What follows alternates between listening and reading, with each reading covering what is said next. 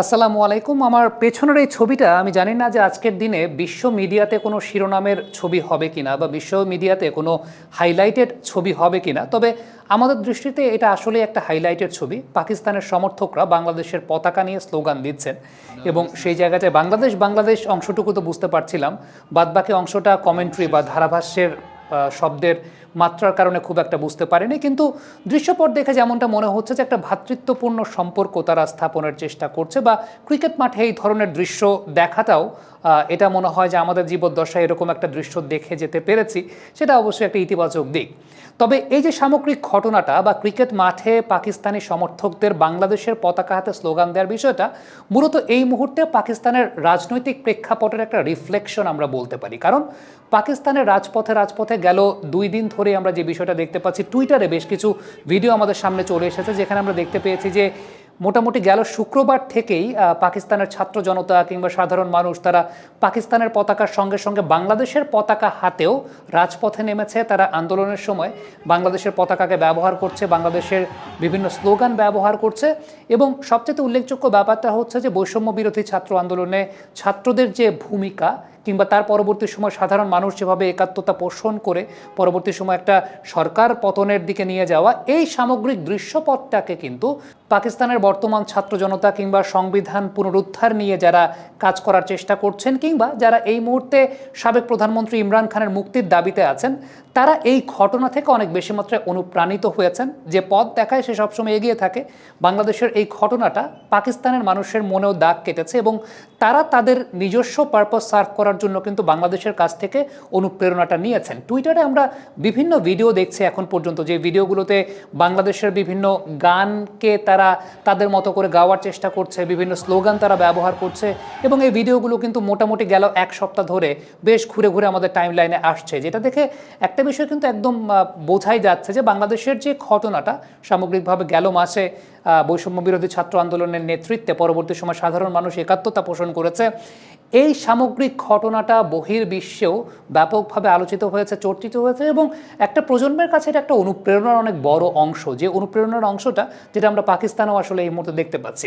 তবে এই জায়গায় আমার একটা স্টেটমেন্ট আছে, তা হচ্ছে এই যে তারা ক্রিকেট মাঠে সৌহার্দ্যপূর্ণ সম্পর্ক দেখাচ্ছে, কিংবা তারা তাদের আন্দোলনে আমাদের ছাত্র সমাজের কাছ থেকে অনুপ্রাণিত হচ্ছে, বাংলাদেশের পতাকা নিয়ে স্লোগান দিচ্ছে, 1971 সালের জন্য অফিসিয়ালি তারা ক্ষমা কবে চাইবে?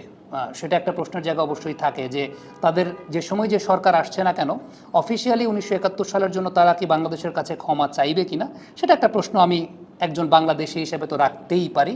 তবে অবশ্যই খেলার মাঠে তারা সৌহার্দ্যপূর্ণ সম্পর্ক দেখাচ্ছে বা আমাদের এই জায়গা থেকে তারা অনুপ্রাণিত হয়েছে, সাধুবাদ তাদেরকে অবশ্যই জানাই। এই বৈষম্য বিরোধী ছাত্র আন্দোলনের পরবর্তী যে কনসিকোয়েন্সটা, সেটাকে যতটা ধারণ করেছে সেটা একটা রিফ্লেকশন তারা ক্রিকেট মাঠেও নিয়ে এসেছে। আমরা জানি যে ক্রিকেটকে বা স্পোর্টসকে আমরা যতই রাজনীতি থেকে দূরে রাখতে চাই, তারপরও এটা এমন একটা সেক্টর যেখানে কিন্তু সবার সব ধরনের আবেগের বহিঃপ্রকাশ ঘটে, এবং এটা অতীতেও ঘটেছে, বর্তমানেও ঘটছে, ভবিষ্যতেও ঘটবে।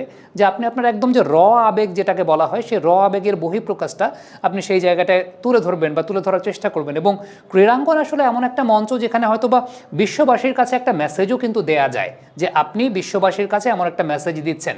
যেমন আমার মনে আছে গেল 2023 বিশ্বকাপের সময় খুব সম্ভবত ইন্ডিয়ার কোনো একটা ম্যাচ চলছিল, বিরাট কোহলি ব্যাটিং করছিলেন, সেফ প্যালেস্টাইন লেখা একটা টি শার্ট পরে একজন মাঠে ঢুকে পড়েছিলেন। আমরা ফিফা ওয়ার্ল্ড কাপের সময় কিন্তু দেখেছিলাম যে প্যালেস্টাইনের সমর্থনে সমর্থকরা ওয়ার্ল্ড কাপ এরিনাতে তারা ক্যাম্পেইন করছিলেন, কিংবা আমরা দেখতে পেয়েছিলাম যে খেলা শেষে মরক্কোর প্লেয়াররা তারা সেফ প্যালেস্টাইন সম্বলিত পতাকা নিয়ে কিংবা ফেস্টুন নিয়ে, ব্যানার নিয়ে তারা উপস্থিত হচ্ছিলেন। সুতরাং ক্রীড়াঙ্গনকে আপনি যতই আসলে এর বাইরে রাখতে চান, কখনো কখনো এমন কিছু মেসেজ দেওয়া প্রয়োজন হয়ে পড়ে যেগুলো ইন্টারন্যাশনাল মিডিয়া কিংবা ইন্টারন্যাশনাল কমিউনিটির একটা দৃষ্টিতে নেয়ার মতো একটা বিষয় থাকে। তবে এই সমস্ত বিষয়ে আমাদের এই মুহূর্তে যে ক্রাইসিসটা চলছে, সেই ক্রাইসিসে আসলে এত বেশি খুশিতে গা ভাসিয়ে দেওয়ারও কোনো কিছু নাই। কারণটা হচ্ছে আমাদের দেশে বর্তমানে বন্যা পরিস্থিতি আসলে খুবই একটা অবনতি অবস্থায় আছে, এবং এই সময়টাতে আমার কাছে মনে হয় যে দল মত ধর্ম বর্ণ নির্বিশেষে সকল প্রকার রাজনৈতিক বা রাজনীতিকীকরণের ঊর্ধ্বে সবার একযোগে কাজ করাটা একান্ত কাম্য। এবং যে যেখান থেকে যেভাবে এই মুহূর্তে কন্ট্রিবিউট করতে চান প্রত্যেককে ওয়েলকাম করা উচিত। আমার কাছে মনে হয় যে ফেসবুকে যারা এসে লিখেন যে আপনি কি করছেন, আপনি কি করছেন, আপনি কি করছেন, এখন ওই আপনি কি করছেন এই চিন্তা ভাবনা এখন আসলে রাখা যাবে না। কারণটা হচ্ছে যারা এই সমস্ত কথাবার্তা লিখেন তারা আসলে কাজ করেন না, তাদের সে কাজ করার সময় নাই।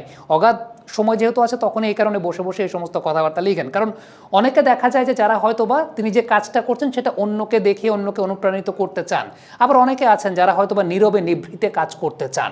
সুতরাং যে মানুষটা নীরবে নিভৃতে কাজ করতে চান তাকে তো আপনি অবশ্যই ডিসরেসপেক্ট করতে পারেন না, না জেনে না শুনে। সুতরাং এই জায়গাগুলো থেকে সচেতনতা খুব গুরুত্বপূর্ণ। এবং যে বিষয়টা আমি ফেনীতে যোগাযোগ করে দেখলাম যে এই মুহূর্তে আসলে অনেক স্বেচ্ছাসেবী আছেন, কিন্তু সবচেয়ে গুরুত্বপূর্ণ বিষয়টা যে উদ্ধার কাজের যে এলিমেন্টগুলো সেগুলো নিয়ে একটা প্রবলেম কিন্তু তৈরি হয়েছে। এবং অনেকেই আছেন যারা স্পিড বোটের ভাড়া 1 লক্ষ টাকা পর্যন্ত হাঁকাচ্ছেন। এই জায়গাগুলোতে সচেতনতাটা আসলে আপনি বলে তাদেরকে করতে পারবো না। এটা আসলে একদম বেসিক ন্যূনতম পারিবারিক শিক্ষা, বেসিক ন্যূনতম আপনার মন মানসিকতার ব্যাপার, এবং বেসিক ন্যূনতম আপনার বেড়ে ওঠা আপনার পারিপার্শ্বিকতা, আপনি কি শিখেছেন তার একটা বহিঃপ্রকাশের জায়গা। আমাদের দেশ এমন একটা দেশ, আমরা রাজনৈতিক প্রেক্ষাপটের আলাপটা বাদ দিই, আমাদের সরকারি আলাপও যদি বাদ দিই, সাধারণ মানুষের চরিত্রগত উন্নয়ন যদি না হয় তাহলে কিন্তু একটা দেশ কখনোই প্রোগ্রেস করবে না। আপনি যে সরকারি আসুক না কেন, যেই আসুক না কেন, যেই ক্ষমতা নিক না কেন, একদম ধরেন বিশ্বের সর্বশ্রেষ্ঠ নেতাও যদি বাংলাদেশে চলে আসে, দেশের মানুষের স্বাভাবিক আচার আচরণের যদি উন্নতি না হয়, আপনি যদি এরকম ক্রাইসিস মোমেন্টে স্পিডবোটের ভাড়া 1 লক্ষ টাকা করে চান, আপনি যদি পবিত্র রমজান মাসে আপনি দ্রব্যমূল্যের দাম ইচ্ছা করে বাড়ায়া দেন, এগুলো কিন্তু একদম মানে ম্যাস পিপলের চরিত্র যতক্ষণ পর্যন্ত ঠিক না হবে ততক্ষণ পর্যন্ত কোনো দেশের কোনো কমিউনিটি উন্নতি করতে পারবে না, সেটা যে গভর্নমেন্টই কাজ করুক না কেন। এটা আমার কাছে ব্যক্তিগতভাবে মনে হয়। সো এই জায়গা থেকে আমার কাছে মনে হয় যে যারা যেভাবেই পারছেন, যে জায়গাতেই পারছেন, এই কন্ট্রিবিউশনটুকু করার চেষ্টা করেন। যে সমস্ত ভাইদের হয়তোবা আপনি আর্থিকভাবে দিতে পারছেন না, আপনার কাছে ভাই একটা স্পিড বোট আছে, আপনি সেই স্পিড বোটটার ভাড়া যদি 10 টাকা রাখেন, নর্মালি আপনি 5 টাকা রাখেন এখন, তাইলেই সেটা দেশের জন্য কাজ করা হয়, দেশের জন্য অবদান রাখা হয়। এই জায়গাগুলো কিন্তু খুব ইম্পর্ট্যান্ট।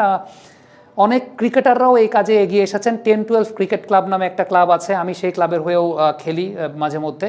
তারা, আমি আজকে জানতে পেরেছি, আজকে সন্ধ্যা 6টার দিকে তারা গেছে, ফেনের উদ্দেশ্যে রওনা দিয়েছে, এবং দুর্গত মানুষের সেবায় তারা পৌঁছে গেছে। আসুন্না ফাউন্ডেশন, শায়েখ আহমদুল্লাহ হুজুর তিনি মনিটর করেন, এবং আমার পরিবারের ব্যক্তিগতভাবে তার এই কার্যক্রমগুলো খুব পছন্দ হয়।